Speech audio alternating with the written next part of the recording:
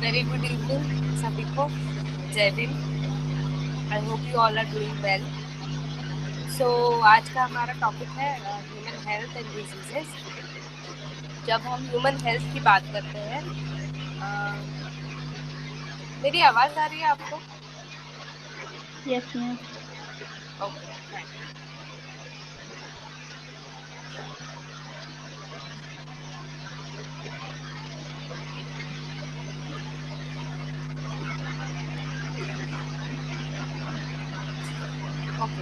Human health की जब हम बात करते हैं तो बेसिकली हमें दो तीन चीज़ें याद रखनी होती है। फर्स्ट है कि हमारा बॉडी स्टेट और हमारा माइंड स्टेट, ये दोनों का बैलेंस होना बहुत इंपॉर्टेंट है। That is what is called as health. Okay, ये हमारा पहले का डेफिनेशन था। जब मेडिसिन की शुरुआत हुई थी, जब हेल्थ को डिफाइन किया गया था, तब हेल्थ को इस तरह से डिफाइन किया था कि हेल्थ हमारी बॉडी की वो कंडीशन है जब हमारा एंटायर बॉडी प्लस हमारा माइंड सेट दोनों भी स्टेबल है, दोनों भी रिलैक्स्ड है, उसे हेल्थ कहते थे। फिर धीरे धीरे हेल्थ की डेफिनेशन इवॉल्व हुई and then we came to a statement जहाँ पर हमने बॉडी ह्यूमर को लाया। बॉडी ह्यूमर क्या है? बॉडी ह्यूमर बेसिकली हमारे बॉडी के फ्लूइड्स हैं जो बैलेंस में होने ज़रूरी है, तभी उसे हेल्दी स्टेट कहा जाता है, ह्यूमन हेल्दी स्टेट कहा जाता है। Whereas second thing, what I would also like to mention is कि Hippocrates was the father of medicine, and came up with a statement जहाँ पर उन्होंने कहा कि हेल्थ को सिर्फ बॉडी और माइंड के ही टर्म्स में, मतलब बॉडी और माइंड ये टर्म्स है, सिर्फ इसी कॉन्टेक्स्ट में फ्रेम ना करते हुए हमें इंसान को अगर हेल्दी डिफाइन करना है तो हमें उसकी सोशल लाइफ को भी इन्वॉल्व करना पड़ेगा, because humans are basically social animals. So the way we interact with our surroundings, the way we indulge ourselves with our social well-being, that is also important. So Hippocrates stated that health is a state of body which has physical, mental and social well-being. Okay?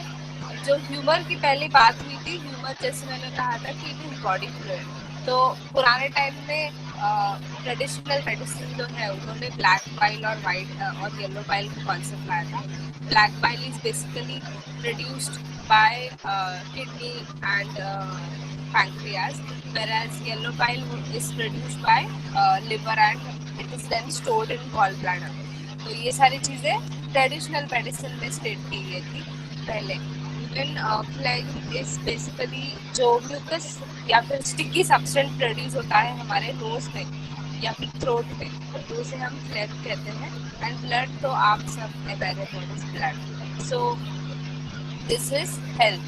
Now when we come little side apart from health, तो disease state क्या होती है? Disease state वो होती है जब हमारे ये सारे तीनों parameters, physical, mental and social, ये सब इफेक्ट होते हैं, तब उसे हम डिजीज्ड स्टेट कहते हैं. ओके, जब हमारे ये सारे पैरामीटर्स इफेक्ट होंगे, फिजिकल, मेंटल, सोशल, तब जाकर we will have a discomfort.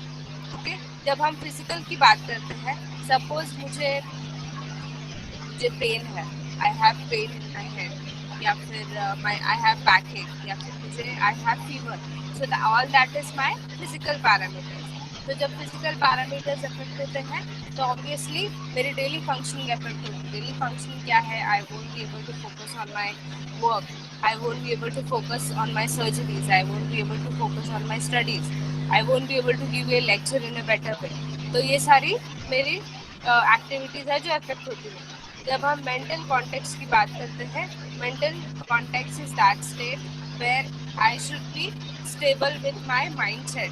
मैं there are few people who overthink और there are few people who you no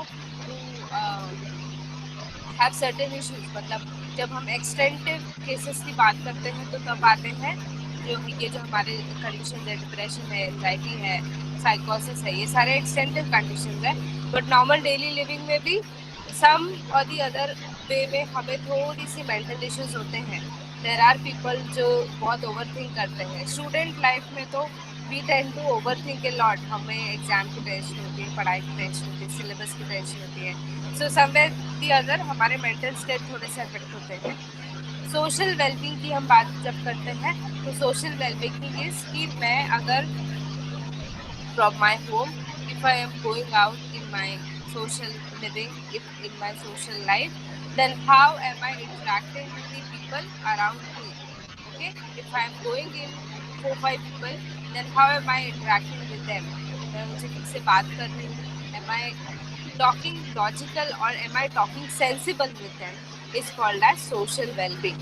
Okay, इसमें आपके सारे पैरामीटर्स टेस्ट होते हैं in terms of intelligence, in terms of in terms of compassion, kindness. ये सारे parameters आपके इसी में आते हैं social well-being. Okay, next is when we are going to study about human health and diseases, the very important part is understanding what is a pathogen. Pathogen is basically a foreign organism or a foreign substance which enters our body and can give rise to a diseased state of the body. Okay, so pathogen is basically a external organism which comes inside the body and then it can create disease. Okay, fine. So let's see what is immunity first. Immunity is basically क्या है, हमारा खुद का defence mechanism होता है body का. हर एक individual का अपना अपना डिफेंस मैकेनिज्म होता है जिसे हम इम्यूनिटी सिस्टम कहते हैं. So what is this immunity? Suppose there is a foreign particle. Okay, एक पैथोजन है. Okay, there is one pathogen here. Okay, so that pathogen is going to attack our system, or it is going to attack my system. Okay, it is going to attack, ये मेरे blood system है, so it is going to attack my system. तो मेरे blood system में भी कुछ ऐसे particles रहते हैं जो इसको अटैक करते हैं and they destroy this pathogen. Okay, तो ये जो process है इसे क्या कहते हैं? इसे कहते हैं immunity. Okay, fine. अब हमारी इम्यूनिटी दो तरह की होती है. एक इम्यूनिटी जो हम पैदाइशी लेकर आते हैं, that is called as innate immunity which we get by birth. Okay, that is called as innate immunity. Okay, and जो इम्यूनिटी हम लाइफ लॉन्ग में अडेप्ट करते हैं या फिर जो इम्यूनिटी हमारी बॉडी लाइफ लॉन्ग में हम अडेप्ट करते हैं या फिर हमारी बॉडी मोल्ड होती है उस वे में, that is called as adaptive immunity. Okay, एक एग्जांपल लेते हैं कि there is a child born, so that child is born with this type of immunity. Okay, ये सारी इम्यूनिटी बेबी को मदर से मिलती है. That baby gets all this kind of immunity from the mother by birth. Okay, but slowly baby बड़ा होता है. He is shifted to a different location जहाँ पर बहुत पोल्यूशन है, जहाँ पर बहुत बीमारियाँ हैं. ओके, तो उसकी बॉडी उस बीमारियों के लिए डिफेंड करने के लिए उस तरह से अडैप्ट होगी और ये इम्यूनिटी बनाएगी. Okay, so that is called as adaptive immunity. Okay, suddenly आप बहुत अच्छे एनवायरनमेंट में रहते हैं, फाइन, तो आपकी इम्यूनिटी थोड़ी सी बैलेंस रहती है. बट अगर आप कोई न्यू एनवायरनमेंट में शिफ्ट होते हैं जहाँ पर डिजीज रेट ज़्यादा है, जहाँ पर बीमार होने के चांसेस ज़्यादा है, तो आपकी बॉडी क्या बनाती है? आपकी बॉडी बनाती है adaptive immunity. Okay, so that is called as this. हम will come to this. Okay, will start with innate immunity. So innate immunity हम पैदाइशी लेकर आते हैं. सो ये क्या है? तो हमने पढ़ा था कि सर्कुलेशन चैप्टर में जो हमारे ब्लड में कुछ सेल्स होते हैं. तो फर्स्ट है neutrophil which is a phagocytic. Even macrophage is a फाइगोसाइट.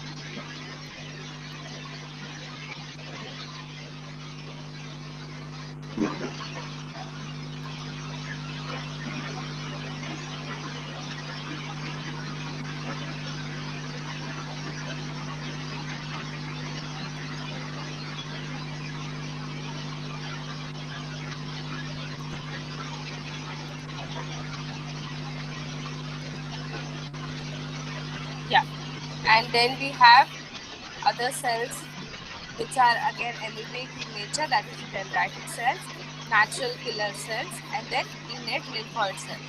ये सारे हमारे innate immunity के पार्ट हैं. Okay, they all are what? They all are phagocytic in nature.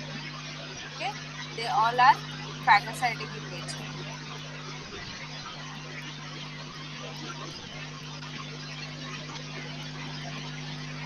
Okay, next is the adaptive immunity. Adaptive immunity में हमारे आते हैं natural killer T cells. Okay, ये जो आप NKT देख रहे हैं, ये है नेचुरल किलर टी सेल्स. अब इनकी स्पेशलिटी क्या है? ये सेल्स की स्पेशलिटी ये है कि इनमें नेचुरल सेल्स की भी प्रॉपर्टी है, प्लस इनमें टी सेल्स जो होते हैं हमारे इम्यूनिटी सेल्स, इनकी भी प्रॉपर्टी आती है. So that's why they are termed as natural killer T cells. They are basically heterogeneous in character.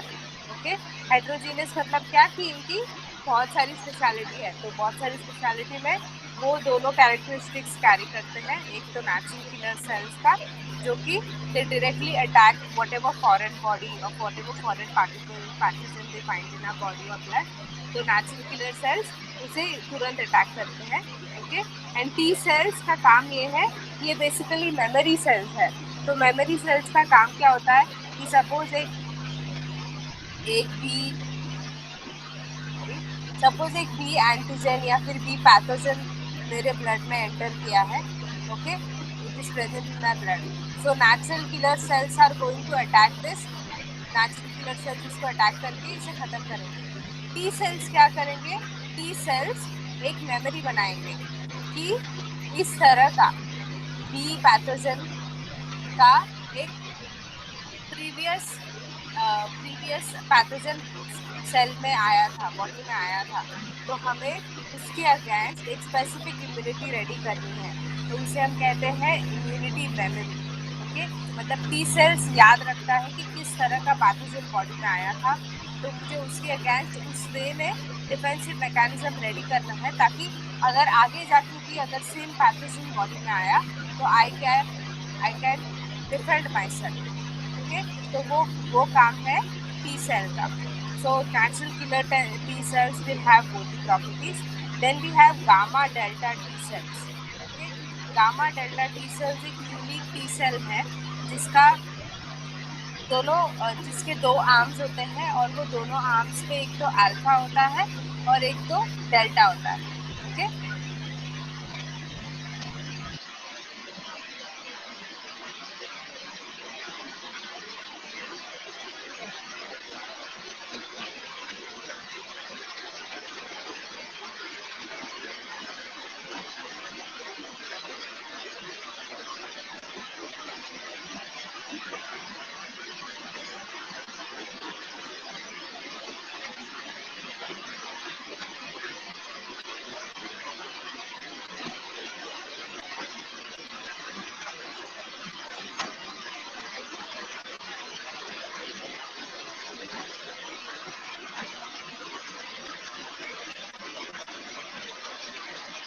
Hello ma'am.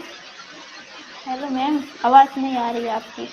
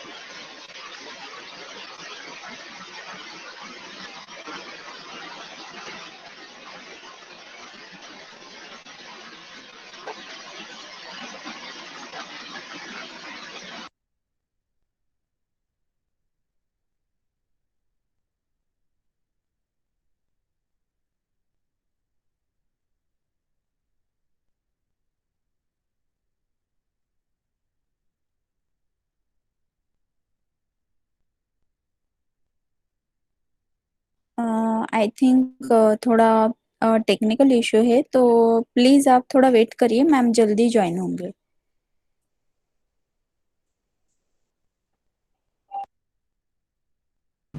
Am I audible to everyone? Yes, ma'am. Okay, thank you.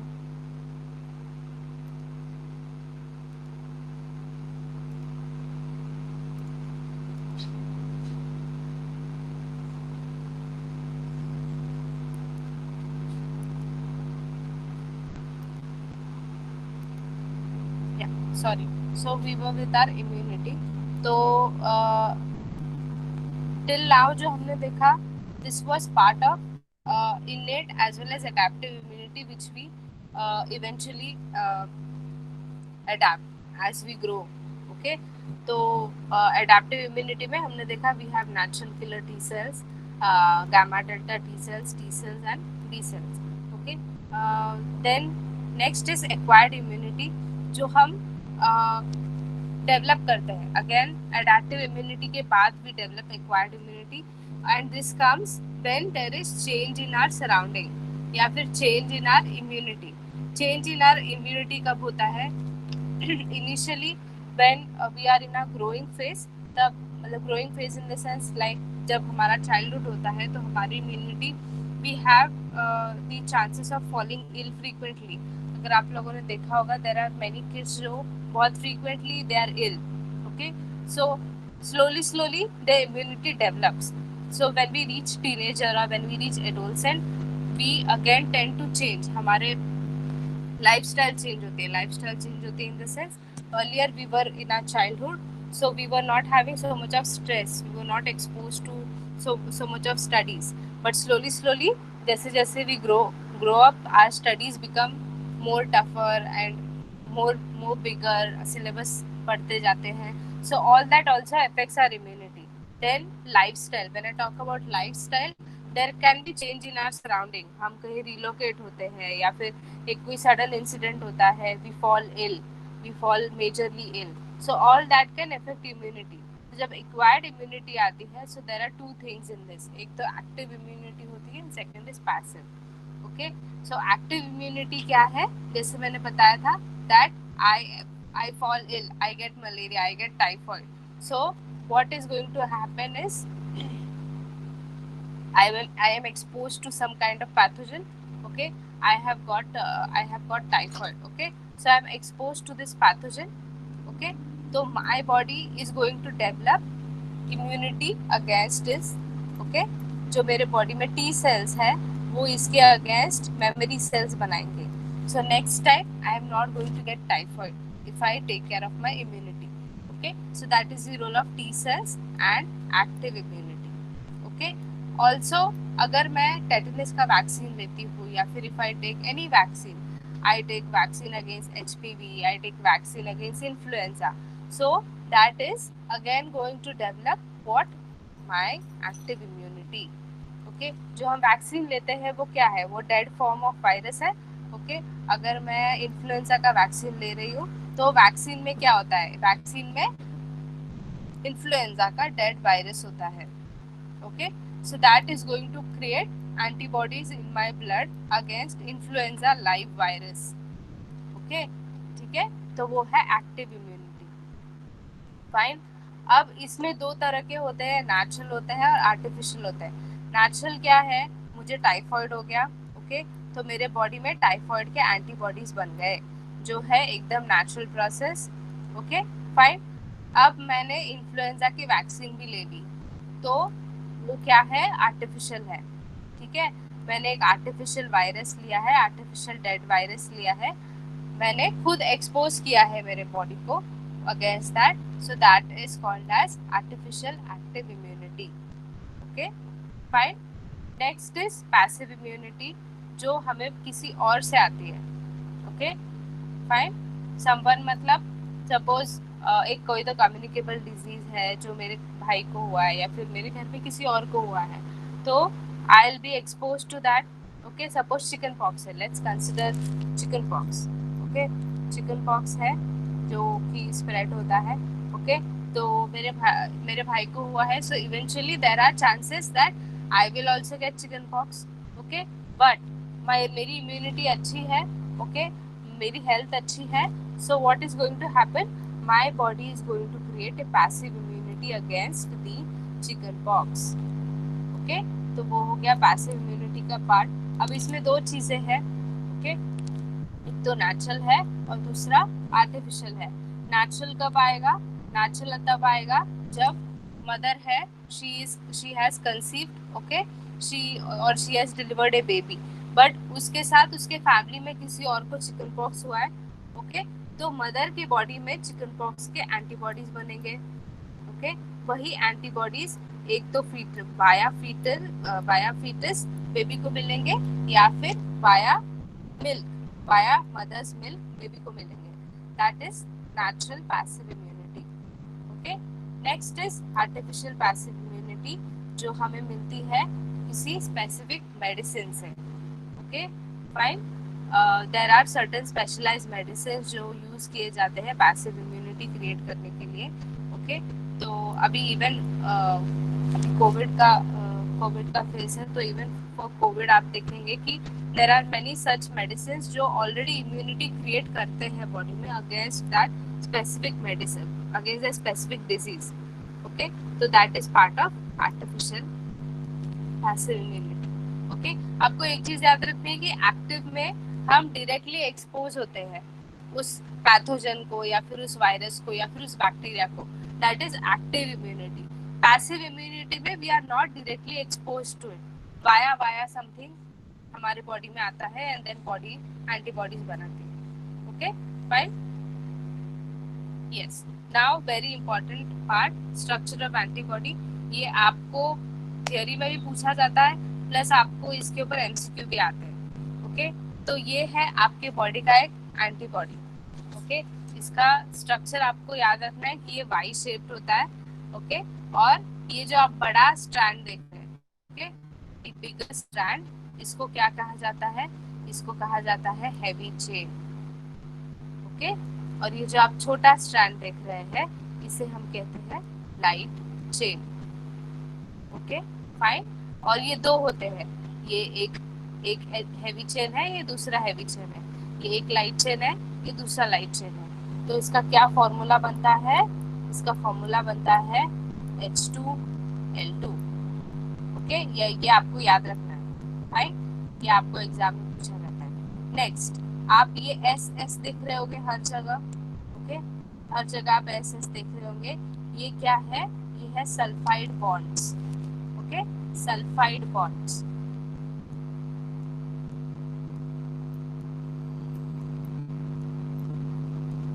Sulphide, okay. So अब इसको एक term है, इसको क्या term है? इसको term है कि इसे हम कहते हैं डाइसल्फाइड बॉन्ड्स, ओके, या फिर डाइसल्फाइड ब्रिजेस। क्यों कहते हैं इसे डाइसल्फाइड? आप हर जगह देख रहे होंगे, आप कोई भी कॉम्प्लेक्स ले लीजिए, एक तो 2S है, ठीक है, 2 सल्फाइड है, प्लस एक बीच में एक बॉन्डिंग मैकेनिज्म है जिसे हम ब्रिज कहते हैं। इवन यहाँ पर भी आप देख रहे हैं 2S है, ब्रिज है, 2S है, ब्रिज है, even here. So that is why it is called as disulfide bridge. Di मतलब दो, okay? Everywhere there are two sulfide and then there is a bridge. So that is why it is called as disulfide bridge. मैं ये terms पे इसलिए emphasis कर रही हूँ because ये आपके टेक्स्ट बुक्स में दिया है एंड एग्जाम में भी वो एक्सपेक्ट करते हैं कि आप ये सेम टर्मिनोलॉजीज लिखें, okay. So that is why ये जो टर्म्स है उस पर आपको भी एम्फेसिस करना चाहिए कि आपके टेक्स्ट बुक में जो मेंशन किया गया है वो सेम आपको वो एग्जाम में भी एक्सपेक्ट करेंगे, okay, fine. So that's why ये कीवर्ड्स आपको याद होने चाहिए कि इसे कहते हैं डाइसल्फाइड ब्रिज, फाइन। अब अगर आप देख रहे होंगे कि यहाँ पे दो डिविजन है, ये अपर पार्ट है, ये लोअर पार्ट है, सेम यहाँ पर भी सेम है, इवन लाइट चेन में भी वही है, दो डिविजन है, ये अपर पार्ट है, ये लोअर पार्ट है, ओके। तो आपको हमेशा याद रखना है कि जो अपर पार्ट है, ओके, जो अपर पार्ट है, ये अपर पार्ट है, ये कभी भी चेंज हो सकता है, ओके, चेंज हो सकता है या फिर मूव हो सकता है या फिर यू नो डिसअरेंज हो सकता है। So that is why it is called as variable region, okay. क्यों? क्योंकि इसमें प्रॉपर्टीज है कि ये अपने आप को चेंज कर सकता है या फिर जगह से शिफ्ट हो सकता है, that is why it is called as variable region, okay.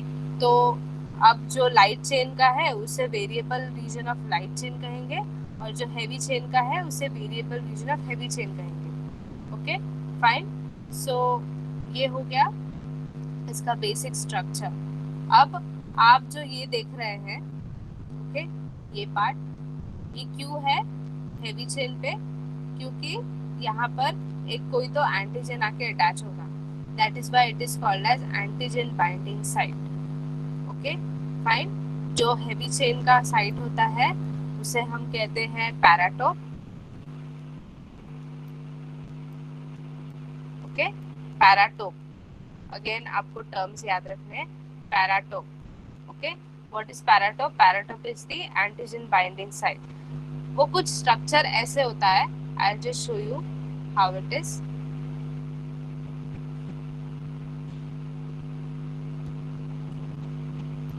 ये हमारा एंटीजन है. Okay this is our antigen. Antigen is what? Antigen is foreign body. Okay तो ये आकर हमारे एंटीबॉडी पर अटैच हो गया अभी.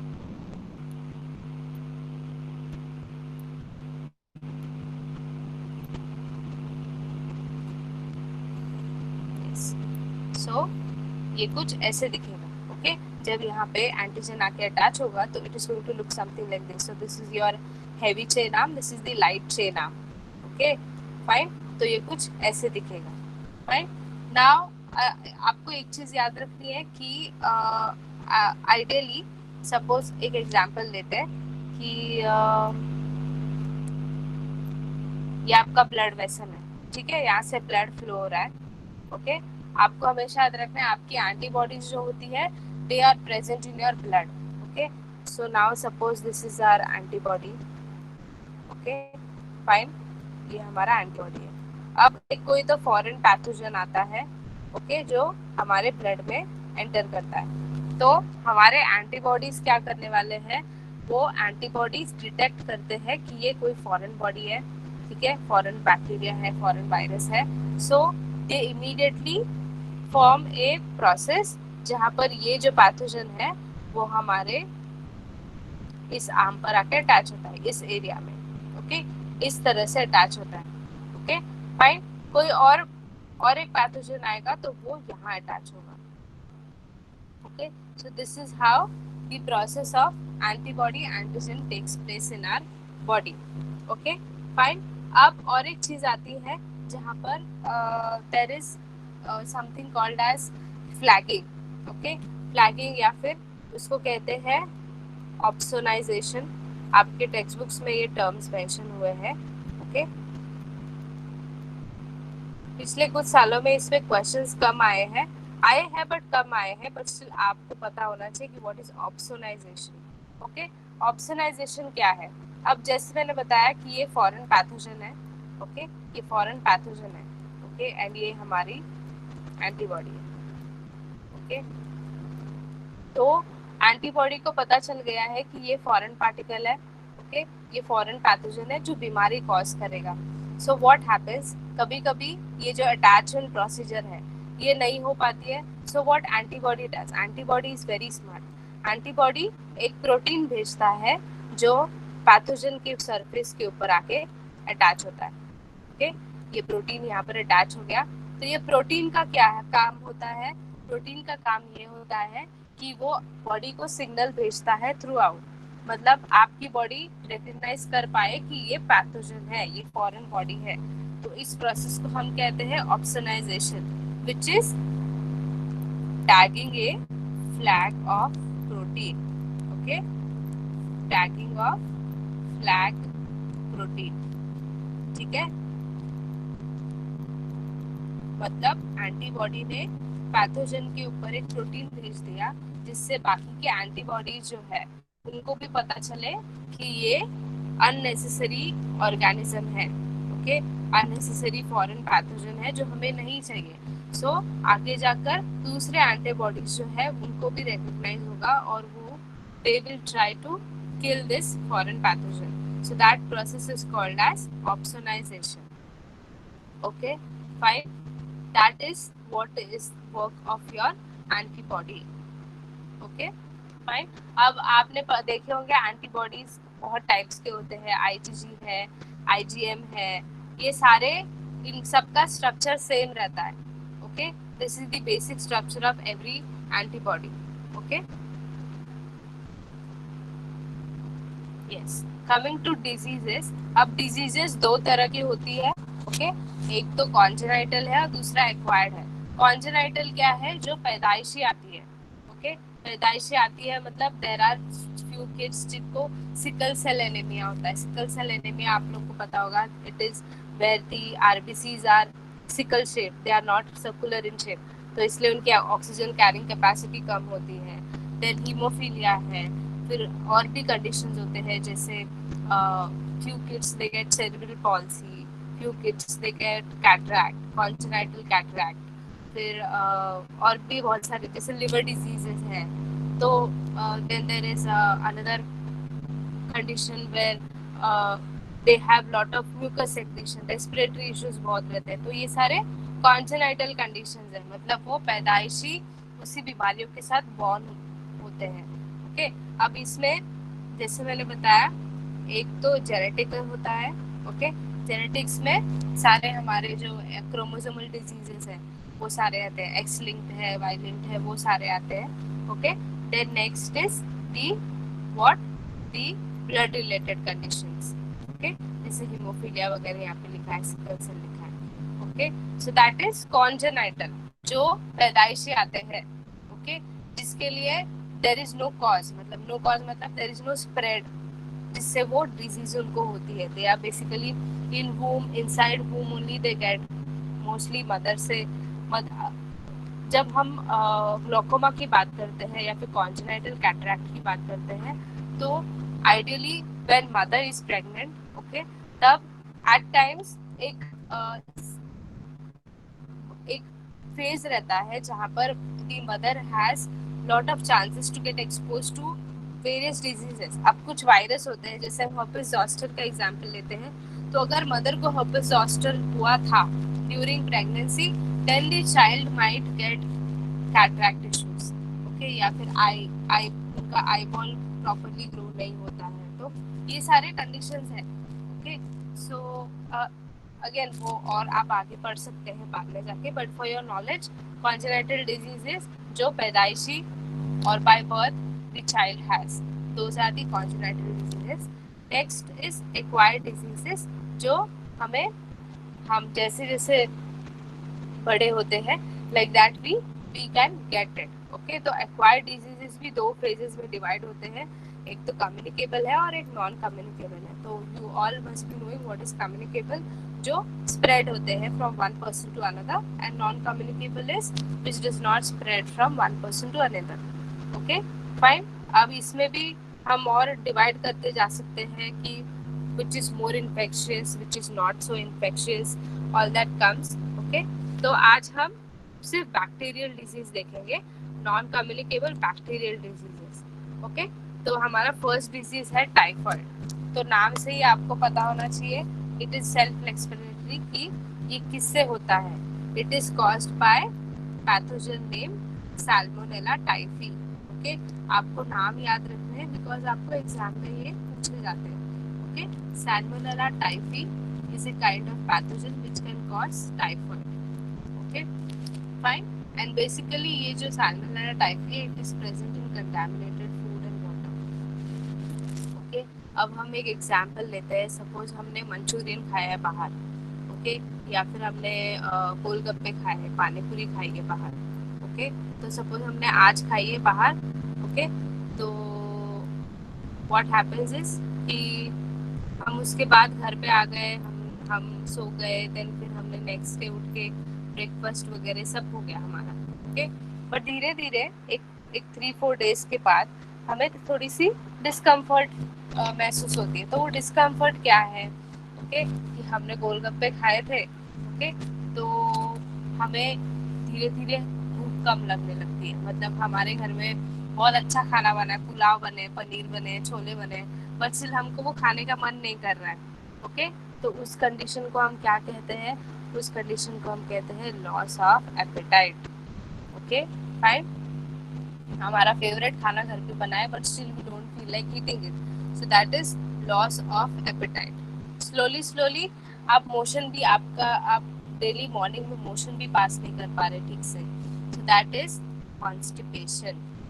Okay, fine. So if you are not able to clear your motion daily clearly, so that is going to cause hardening of your gastric wall, which is going to give you stomach pain. Okay, अब body को पता चल गया है कि कुछ तो problem है. Okay, there is some issue going on in the body. So body बहुत स्मार्ट है. बॉडी क्या सिग्नल भेजती है? बॉडी एक सिग्नल भेजती है in the form of fever. Okay, आपको हमेशा याद रखना है fever is a protective mechanism. आप आगे जाके मेडिसिन भी ज्वाइन करेंगे, आप मेडिकल कॉलेज ज्वाइन करेंगे, आप डॉक्टर बनेंगे, आपको ये लाइफ लॉन्ग याद रखना है कि fever is a protective mechanism of our body. हमेशा.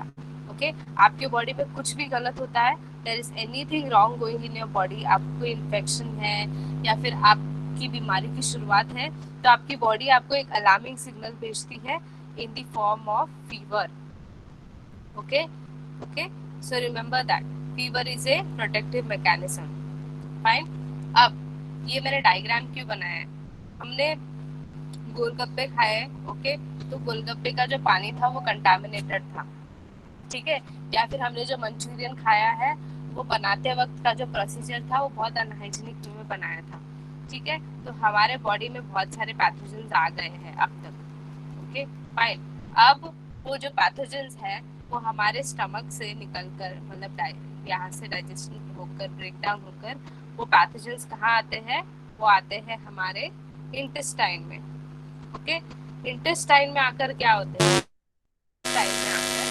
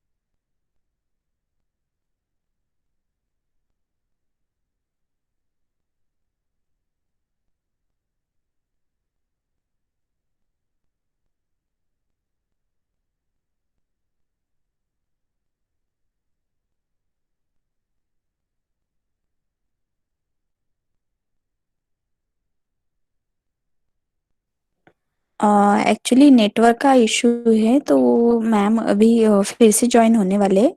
प्लीज आप वेट करिए, मैम जल्दी ज्वाइन होंगे.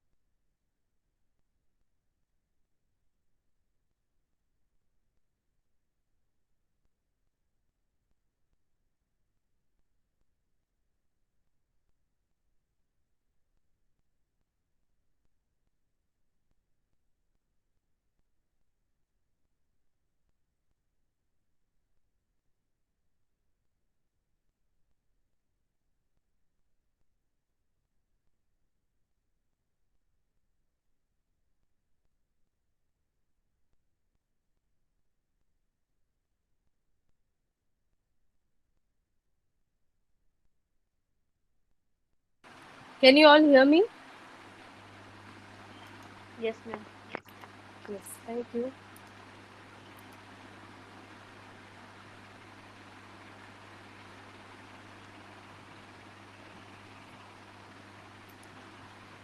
Okay, so we were at typhoid.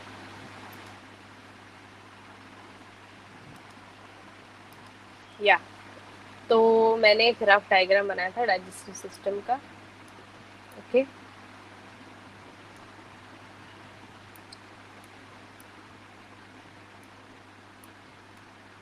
so from here we have our intestine. Okay, तो जो हम पैथोजेंस की बात कर रहे थे, हमने मंचूरियन, गोलगप्पे जो दिखाए, so those pathogens what they do is they enter our digestive system. Okay, जब वो हमारे स्टमक से पास होते हैं तो उनको इंटेस्टाइन में एक बहुत बड़ा एरिया मिलता है to deposit themselves. Okay, stomach में क्या होता है, स्टमक में हमारे बहुत सारे एसिड्स आते हैं, बहुत सारे प्रोसेस ऑनगोइंग रहते हैं हमारे स्टमक में. Okay, so it is very difficult for the pathogens to grow in our stomach. So what side they choose is they select our intestine. तो इंटेस्टाइन में ये ऐसे हर जगह आकर डिपॉजिट होते हैं. ओके, तो ये कितने दिन रहते हैं यहाँ पर, ये रहते हैं 8 to 14 days. 8 to 14 days क्या है, इंक्यूबेशन पीरियड है. Okay, 8 to 14 days is a incubation period of salmonella typhoid to give rise to cause typhoid in our body. Okay, ये 8 to 14 days में अगर आपकी बॉडी का मैकेनिज्म बहुत स्ट्रांग है या फिर आपकी इम्यूनिटी बहुत अच्छी है, तो ये 8 to 14 days में ये जो ऑर्गेनिज्म है यहाँ पर आया है, ये यहाँ पर हमारी जो इम्यूनिटी सिस्टम है वो इसे मारेगी भी. ओके, लेकिन अगर मेरी इम्यूनिटी अच्छी नहीं है तो ये मेरे इंटेस्टाइन में ऐसे बढ़ते जाएंगे. ओके, तो जब ये बढ़ते जाते हैं तो what they do is they slowly start killing the cells in and around this area. Okay, ये जिस एरिया में डिपॉजिट होते हैं इंटेस्टाइन में, उस एरिया के जो सेल्स है, इंटेस्टाइनल सेल्स है, इंटेस्टाइनल लाइनिंग है, उसे ये धीरे धीरे मारने लगते हैं. ओके, तो क्या होता है, आपको याद रखना है कि ये कहाँ आके डिपॉजिट हुआ है, इंटेस्टाइन में. तो कहाँ का फंक्शन इफेक्ट होगा, इंटेस्टाइन का. तो इंटेस्टाइन का काम क्या है, इंटेस्टाइन का काम है to carry out your digestion. Okay, तो डाइजेशन से रिलेटेड सारे सिम्टम्स इसमें आ जाते हैं. ओके, तो अगर ये मेरी सेल लाइनिंग डिग्रेड कर रहा है, ओके, इंटेस्टाइन की सेल लाइनिंग डिग्रेड कर रहा है, तो इवेंचुअली मुझे क्या होने वाला है, I am going to get constipation. Okay, why, because it is degrading my intestinal lining. Okay, मेरी मोटिलिटी कम होती है. ठीक है, जैसे जैसे मेरे सेल्स डिग्रेड होते जाते हैं, मेरी इंटेस्टाइन की जो मोटिलिटी है वो कम होती जाती है. तो जब मोटिलिटी कम होती है तो इवेंचुअली व्हाट हैपेंस, पेरिस्टाल्सिस का लेवल कम होता है और कॉन्स्टिपेशन होता है. ओके, तो कॉन्स्टिपेशन होता है, so what happens, you are not able to get fresh. Okay, you don't feel fresh, you don't feel hungry basically. तो आप खाना कम खाने लगते हैं, आपकी फेवरेट डिश बनी रहती है फिर भी आप खाना कम खाते हैं, that is loss of appetite. Okay, और कॉन्स्टिपेशन की वजह से माई गैस्ट्रिक लाइनिंग जो भी है, मेरी इंटेस्टाइनल लाइनिंग है, गैस्ट्रिक लाइनिंग है, वो हार्ड होने लगती है. That is giving stomach pain. अब कैसे पता करेंगे कि ये टाइफाइड ही है. ओके, आप बोलेंगे कि ये सारी जो बीमारियां है या फिर ये सारे जो सिम्टम्स है, कॉन्स्टिपेशन है, लॉस ऑफ एपेटाइट है, ये तो और भी डिजीजेस में होते हैं. ठीक है, और भी डिजीजेस में ऐसे हो सकता है. तो how will we recognize it is typhoid. Typhoid का जो फीवर होता है that is always high grade and sustain. What do you mean by high grade. High grade मतलब जब फीवर आता है तो वो हमेशा बहुत तेज बुखार आता है. ओके, और वो सस्टेन रहता है, जब आता है तब वो सस्टेन रहता है. सस्टेन मतलब वो रहता है, परसिस्ट करता है. आप दवाई लेंगे फिर वो ठीक होगा ऐसा नहीं रहता है, it persist, it is sustain fever. Okay, so that is high grade and sustained fever in typhoid. अब धीरे धीरे व्हाट यू सी इज कि आप कोई तो नॉर्मल दवाई खा रहे, पैरासीटामोल खा रहे, बुखार है इसीलिए, एंड उससे आपकी जो बीमार होने की जो ड्यूरेशन है वो बढ़ती जाती है. Okay, so what happens is अब मैंने कोई तो टैबलेट ले लिया, मुझे बुखार है तो मैंने डोलो ले लिया या फिर पैरासिटामोल ले लिया, तो व्हाट हैपेंस इज मेरा ये जो डेज है, ये 14 डेज जो है, ये 14 से 20 होता है, 25 डेज होता है, तो मेरी इंटेस्टाइनिंग लाइनिंग और खराब होती जाती है। तो इंटेस्टाइन लाइनिंग को लगकर क्या होता है, इंटेस्टाइनिंग लाइनिंग को लगकर होते हैं हमारे ब्लड वेसल्स। ओके, तो ये जो पैथोजेंस है ये मेरे इंटेस्टाइन से निकल कर जाते हैं मेरे ब्लड स्ट्रीम में, and then from there it spreads to my entire body through blood. तो जब पैथोजन ब्लड में एंटर करता है, so it is going to give me rash on body. Okay fine, अब वो धीरे धीरे मेरे पूरे बॉडी में स्प्रेड हो चुका है, so it is going to give rash. along with that, जब वो मेरे इंटेस्टाइन को खा रहा है, okay, it is killing my intestine, so it is going to create holes, lot of holes in my intestine. okay, तो उस process को हम कहते हैं परफोरेशन। ओके सॉरी, एक टिश्यू है, ठीक है, और उस टिश्यू को ये पैथोजन खा रहे हैं, ओके, और खा के they are entering the blood stream, तो दैट वो जो होल्स क्रिएट हो रहे हैं यहाँ पर, ओके, इसे हम कहते हैं परफोरेशंस। ओके, तो जब इंटेस्टाइनल परफोरेशंस होते हैं तो there is intestinal bleeding also, लेकिन इंटेस्टाइनल परफोरेशन एंड ब्लीडिंग ये एकदम लास्ट स्टेज ऑफ टाइफॉइड है। जब हम कहते हैं, you people must have heard that so there is someone who died because of typhoid, तो why that person dies because of typhoid, क्योंकि उनकी बहुत persistent बीमारी रहती है। अब अगर मतलब आप after you all become doctors, आप डॉक्टर्स बनने के बाद आपकी जब पोस्टिंग आती है, आपकी पोस्टिंग मोस्टली कभी रूरल सेटअप में आती है या फिर गांव में आपको जाना पड़ता है पोस्टिंग के लिए, तो वहाँ पर आपको पेशेंट्स आएंगे जो हमेशा कहेंगे कि हमको एक महीने से बुखार है, 1-1.5 महीने से बुखार है, 1-1.5 महीने से खाना नहीं जा रहा है, ओके, फिर 1-1.5 महीने से उनका पेट साफ नहीं हो रहा है, मोशन क्लियर नहीं हो रहे हैं, तो ये जो बीमारी है ये 1-1.5 महीने से उनको टाइफॉइड है, but somehow it is not diagnosed, या फिर उनको वहाँ पर उतने रिसोर्सेस नहीं होते कि वो कंक्लूजन पर आ पाए या फिर अच्छी दवाई ले सके। तो उनमें ये जो हम बोल रहे हैं अभी इंटेस्टाइनल परफोरेशन या फिर इंटेस्टाइनल ब्लीड, इसके चांसेस ज़्यादा रहते हैं when typhoid extends to a larger duration. Okay, अब एक टाइफॉइड मैरी करके आपके टेक्स्ट बुक्स में एक टर्मिनोलॉजी लिखी है, अब ये क्या है, टाइफॉइड आया कैसे, वो थोड़ा सा हिस्ट्री में जाके देखते हैं। टाइफॉइड मैरी करके एक कुक थी, शेफ थी, ओके, जिसको टाइफॉइड की बीमारी थी, तो दैट लेडी वो बहुत अनहाइजीनिक थी, मतलब उनके नेल्स भी काफी बड़े थे, तो मॉर्निंग में when she used to pass her motions she used to clean herself, तो जो पैथोजेंस थे वो उनके नेल्स में जाके ग्रो होते थे, एंड देन उसी हाथों से she used to cook food, she used to serve food to people, okay, वो लोगों के कपड़े धोते थे, so that's how typhoid spread, okay, from contaminated food and water. Okay, तो typhoid Mary was the first person to have typhoid. From her the disease started, so that's why it is named as typhoid. Okay fine, so typhoid Mary आपको, मतलब this is just for general knowledge, आपको इस पे questions नहीं आएंगे, but as a student आपको पता होना चाहिए कि टाइफॉइड मैरी क्या है। Okay fine, so she was a chef who actually gave typhoid to many people, मतलब काफी सालों तक उनमें वो बीमारी रही, एकदम लो ग्रेड बीमारी थी उनकी, और उन्होंने काफी लोगों को उससे इन्फेक्ट किया। Okay, so that is typhoid Mary. And आपको एग्जाम पॉइंट ऑफ व्यू से आपको सिर्फ कि ऑर्गेनिज्म याद रखना है, that is salmonella typhi is the organism which causes typhoid. Okay, उसका इंक्यूबेशन पीरियड 8 to 14 days होता है, fine, and it spreads from contaminated food and water, and it basically affects your intestine. तो intestine के जितने भी conditions है, constipation है, loss of apatite है, स्टमक पेन है, फीवर, इसमें फीवर हाई ग्रेड और सस्टेन्ड फीवर होता है, वो आपको याद रखना है। ओके, एंड देन जब डिजीज एकदम सीवियर स्टेज में जाती है तब होता है intestinal perforation and bleeding. Okay yes, अब हमें टाइफॉइड हुआ है, हम पता कैसे करेंगे, तो टाइफॉइड का एक बहुत स्टैंडर्ड टेस्ट होता है जिसे हम विडाल टेस्ट कहते हैं, ओके, या फिर वाइडल टेस्ट कहते हैं। Fine, it was invented by Fernand Widal in 1896, तो उनके नाम के पीछे ही वाइडल टेस्ट का ये है। तो विडाल टेस्ट में बेसिकली क्या होता है, वो अब मेरे बॉडी में टाइफाइड के ऑर्गेनिजम्स आ गए हैं, तो मेरी बॉडी क्या बनाएगी, मेरी इम्यूनिटी है that will create antibodies against the typhoid pathogen, against Salmonella typhi. तो विडाल टेस्ट में मुझे पता चलेगा कि मेरे बॉडी में टाइफाइड के अगेंस्ट एंटीबॉडीज बनी है कि नहीं। ओके, अगर बनी है तो मेरा रिजल्ट पॉजिटिव आएगा, अगर नहीं बनी है तो मेरा रिजल्ट नेगेटिव आएगा। तो ये कैसे पता चलता है? ओके, इसका प्रिंसिपल है एग्लूटिनेशन।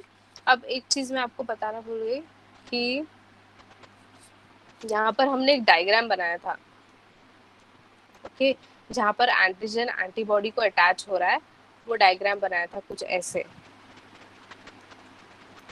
ये हमारा एंटीजन है, okay, and this is the one arm of antibody, this is the second arm of antibody.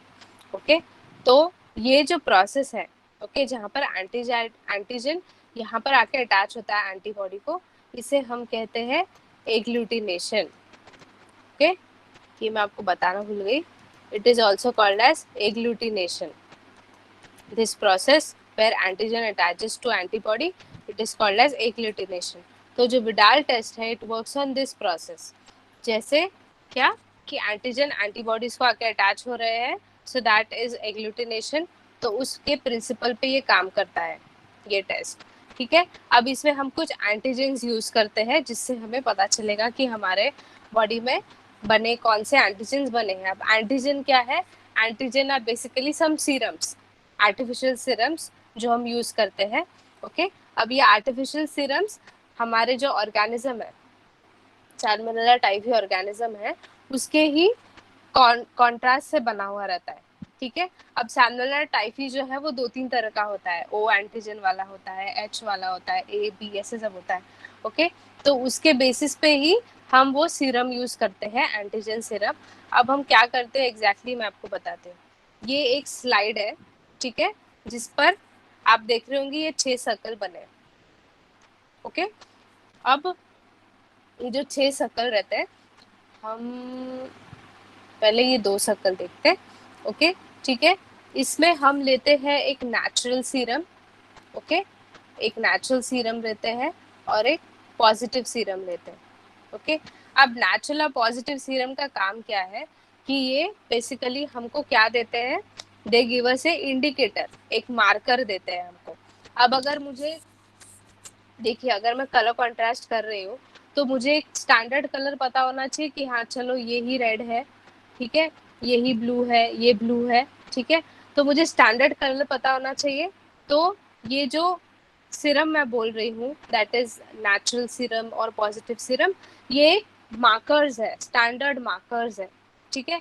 Will come that to later. अब ये जो 4 स्लाइड आप देख रहे हैं, इसमें मैं क्या करूँगी, मेरे ब्लड से जो सीरम मुझे मिला है वो मैं एक एक ड्रॉप ये चारों सर्कल्स में डालूंगी, ठीक है। और उसके बाद ये जो ओ है, ओ इंडिकेट क्या करता है कि मुझे यहाँ पे एंटीजन डालना है। कौन सा एंटीजन डालना है? ये एंटीजन डालना है, ठीक है। तो ये ऑलरेडी रेडीमेड रहते हैं लैब में, तो वो ओ एंटीजन मैं एक ड्रॉप यहाँ डालूंगी। अब दूसरा एंटीजन है, एच एंटीजन है, वो मैं यहाँ डालूंगी, ठीक है। फिर उसके बाद मैं पी एंटीजन यहाँ डालूंगी और ए एंटीजन यहाँ डालूंगी। ओके, अब ये डालने के बाद मैं क्या करूंगी, I just mix it with A stirrer.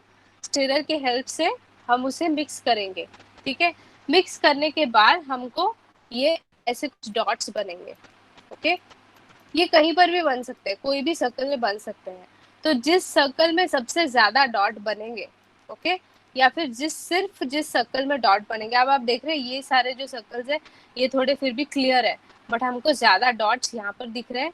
Okay, तो इसमें क्या हो रहा है, इसमें हो रहा है प्रोसेस ऑफ एग्लूटिनेशन, जहाँ पर मेरे बॉडी में ऑलरेडी एंटीबॉडीज बने हैं अगेंस्ट टाइफाइड, ठीक है। तो जो एंटीजन हमने ऐड किया है, एंटीजन और एंटीबॉडी अटैच होंगे एक दूसरे को and they will give rise to agglutination. आप जो यहाँ देख रहे हैं ये सब एग्लूटिनेशन है। Okay, that means I am tested positive for Salmonella type 3O। Okay, fine. I am tested positive for Salmonella typhi. That is what takes place in a Vidal test. So basically, I just wanted to explain you what takes place in Vidal test. Okay, fine. तो आपको याद रखना है कि Vidal test works on the principle of agglutination. What is agglutination? Agglutination is where antigen and antibody attach to each other.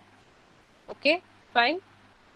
Now we'll move to second bacterial disease, that is pneumonia. अब pneumonia जैसे आप लोगों ने अभी भी आप सुन रहे होंगे कोविड के फेस में निमोनिया. तो निमोनिया क्या है? निमोनिया बेसिकली किससे आता है? निमोनिया आता है स्ट्रेप्टोकोकस निमोने से. Okay, streptococcus pneumoniae is a pathogen which will cause pneumonia. Okay, fine. अब ये एक ड्रॉपलेट इन्फेक्शन है, ये आपको याद रखना है कि it is a droplet infection and it can spread from one person to another. Okay, fine. अब आपको याद रखना है कि pneumonia will basically involve lungs. Okay, pneumonia will involve lungs. अब एक क्वेश्चन बहुत कॉमन है जहाँ पर पूछा जाता है कि what is the difference between pneumonia and common cold. क्योंकि कॉमन कोल्ड में भी आपको कफ होता है, फीवर होता है, आपको सर्दी होती है वगैरह वगैरह. तो what is the difference between pneumonia and common cold? Always remember pneumonia is a lung disease. Okay, always it will affect your lungs. Where जब हम कॉमन कोल्ड इन्फ्लुएंजा की बात करते हैं तो it will affect the respiratory tract. Respiratory tract मतलब starting from your nostril up to your wet trachea और bronchioles, ज़्यादा से ज़्यादा ब्रोंकियल्स तक. ओके, उसके नीचे जो भी आता है that is pneumonia and lung disease. Fine. So pneumonia is a droplet infection, मतलब it can spread from droplet of one infected person to another person. Okay, if that person is in close contact with the infected person तो फिर उनको droplet infection होने के chances है. अब मैंने ये जो डायग्राम बनाया है ये है हमारा एल्वियोलाई. ठीक है, आपको अगर आपको याद होगा हमने रेस्पिरेटरी चैप्टर में पढ़ा था कि हमारे ब्रोंकियल्स आते हैं, then they divide into terminal bronchioles. Okay, तो then they give rise to alveola. Okay, so आप जब एल्वियोला को एनलार्ज करेंगे तो एल्वियोला कुछ ऐसे दिखता है और ये हमारी ब्लड वेसल है जो एल्वियोला की लाइनिंग से पास होती है. Okay, fine. अब suppose this person is infected. Okay, इसने एक ड्रॉपलेट इनहेल कर लिया है which has pneumonia, streptococcus pneumonia. So that pneumonia bacteria is going to come enter the alveoli and settle here. Okay, alveoli के अंदर वाले area पे वो सेटल होगा. अब जब वो सेटल होता है तो क्या इफेक्ट होता है? आपको याद रखना है कि एल्वियोला का काम क्या है. जो एल्वियोला का काम होगा उसके ऑपोजिट ही आपको सारे सिम्टम्स दिखते हैं. ओके, अब एल्वियोला का काम हमको पता है क्या है. एल्वियोला का जो लाइनिंग है that is a very thin lining. Okay, why it is thin? Because it helps us in gaseous exchange.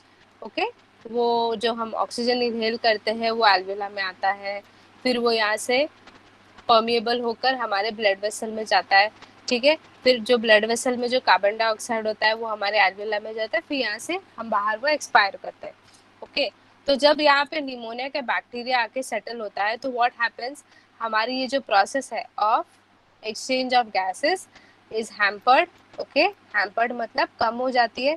तो what is going to happen? First thing what is going to happen is we are going to have bluish discoloration of lips and fingers. Okay, आपकी जो finger tips हैं वो थोड़े से ऐसे dark blue ऐसे लगने लगते हैं या फिर पर्पल दिखते हैं. एंड प्लस आपकी लिप्स जो है उनका कलर भी चेंज होता है. वो क्यों होता है? अब ये जो गैसियस एक्सचेंज की मैं जो बात कर रही हूँ वो हो नहीं रहा है बराबर. ओके, अगर आपके बॉडी में ऑक्सीजन का लेवल कम होता है क्या बढ़ता है? CO2 बढ़ता है. ओके, जब CO2 बढ़ता है तो हमारी ब्लड की क्वालिटी शालो होते जाती है. So that is why we start turning black or we start turning bluish black. Okay, you must have seen patients who have all these presentations. So they are going to have bluish discoloration of lips and fingertips. Okay, so that is where हमारा gaseous exchange यहाँ पर affect हुआ.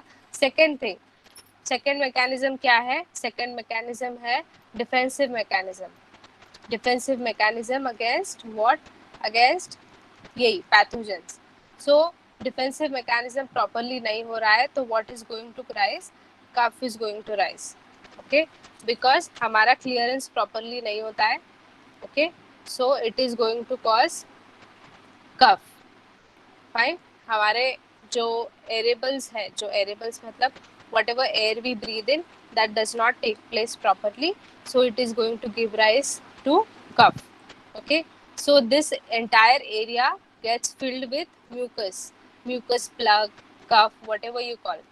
Okay, so once this area gets filled with that, यहाँ पर बढ़ता है alveolar inflammation. Okay, alveolar inflammation. So if a person has alveolar inflammation, again क्या होता है?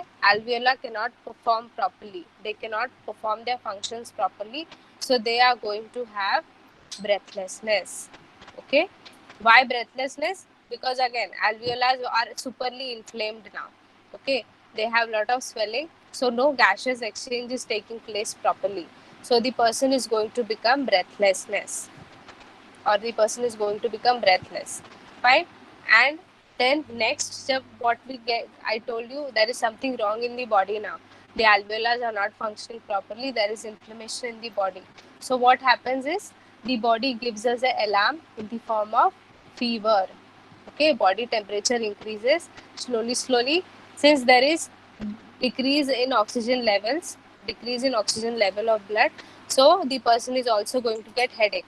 How does a person get headache when there is less oxygen in the blood? What happens is, ideally every organ of our body needs oxygen. Similarly, our brain also needs oxygen. So when there is hampered of oxygen flow to our brain, we usually tend to get headache. Normally also, if you people have headache, you all can try this. Normally also, when you have a general headache, you're studying and suddenly you get headache, you feel headache, what you have to do is you have to try to rub this area, this forehead area, for 1 or 2 minutes, and you can see the change. What does this do? This is going to increase blood flow. Okay, and that is how your headache is going to come down. Fine. Otherwise, what you can do is you can go in open area or stand in a window. Okay, stand at your window and take deep breaths. So when you take deep breath, what is going to happen? Your oxygen levels are going to improve, and that is how your headache is going to come down. Fine. So what happens in pneumonia is the oxygen level falls down. So that is how it is going to give headache. So yes, all these symptoms are correlated. Fine. Slowly, once the lung is compromised, we get fever, we get breathlessness, and everything comes down. Okay. Then next is the fever and headache, what we spoke. So slowly, this also spreads to heart. Okay. So the heart rate increases because there is more of oxygen demand, so the heart rate will increase. And when it comes to stomach area or digestion part, what the person is going to have is nausea and vomiting. Okay, because the gastric juices or gastric levels shoot up, so that is why they get nausea and vomiting. Okay, then pneumonia, when it extends, or when the fever is there for like 4 or 5 days, eventually the patient gets joint pain. Okay, joint pain, fatigue, ये सब secondary है. Like after 4-5 days का span, still अगर treatment नहीं हुआ है, then the person tends to get all these symptoms. Okay, so in pneumonia you have to remember that it is infected by Streptococcus pneumoniae. Okay, it is a droplet infection and it is a alveolar disease, or it's a lung disease. So you have to remember alveolar. Function of alveolar is exchange of gases. It helps us in improving our oxygen level. Okay, it helps us in defensive mechanism. तो अगर ये सारे तीनों चारों parameters effect होते हैं तो क्या सिम्टम्स आएंगे बॉडी में? All those are your pneumonia presentations. Okay, fine. Yes. Any doubts you people have?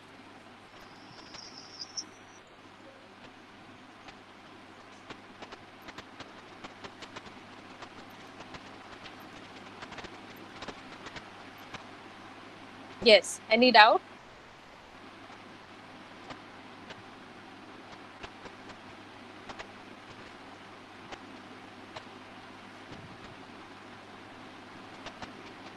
You people have any doubt? You understood the diseases? You have to know the diagram of antibody, very important part. Okay, then we are having more diseases, we'll cover it slowly.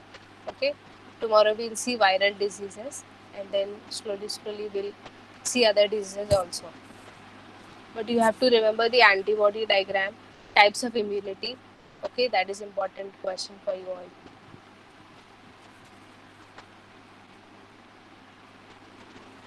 Yes, questions?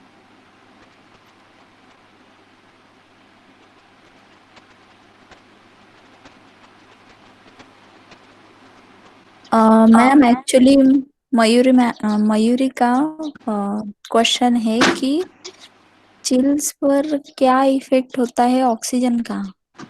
I don't know.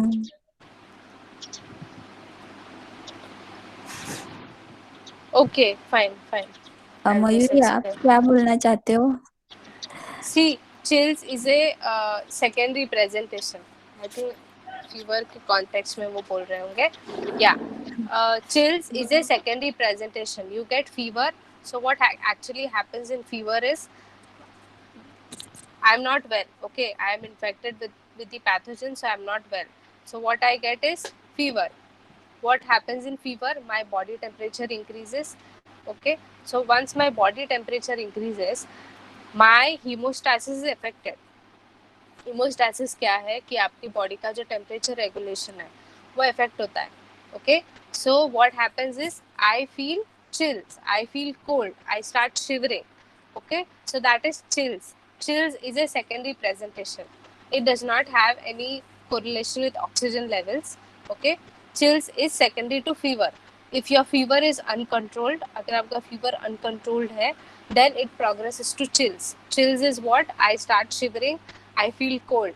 Normally also it's hot, but I feel cold. So वो उसमें क्या है, मेरा body का जो hemostasis है वो affect हुआ है. So that is chills.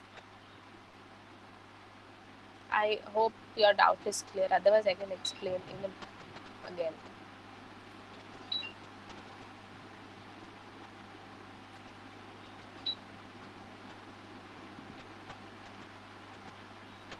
Okay, और कोई क्वेश्चंस है आपको? मतलब कोई पोर्शन नहीं समझ में आया है आज के लेक्चर का?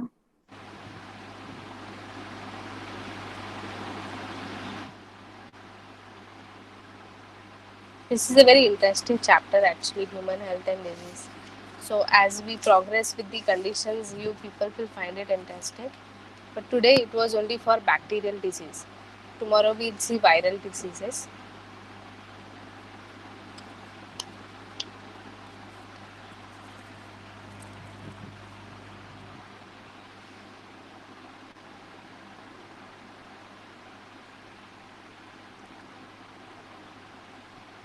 Any doubts?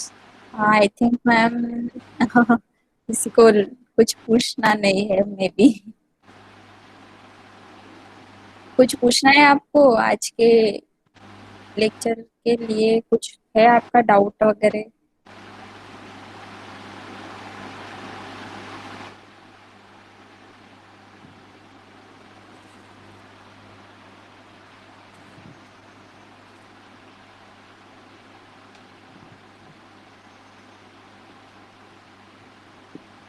आपको सब कुछ समझ में आ तो रहा है ना?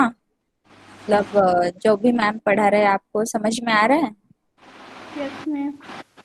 Okay, That is important. हाँ वही. अगर नहीं भी है डाउट, फिर भी आपको सब कुछ समझ, तो आई थिंक मैम हमको स्टॉप कर देना चाहिए अभी Yes. लेक्चर, क्योंकि कुछ Yes. डाउट्स नहीं आ रहे. So thank you so much ma'am, और thank you all of you. इतने मतलब कंटिन्यूअसली आप कर रहे हो और ध्यान लगाकर पढ़ रहे हो, तो it's very important. So thank you all of you. और नेक्स्ट सेशन के डिटेल्स हम आपको जल्दी ही भेजेंगे. सो thank you ma'am, Thank you. Thank you all of you. जय भीम. Thank you everyone.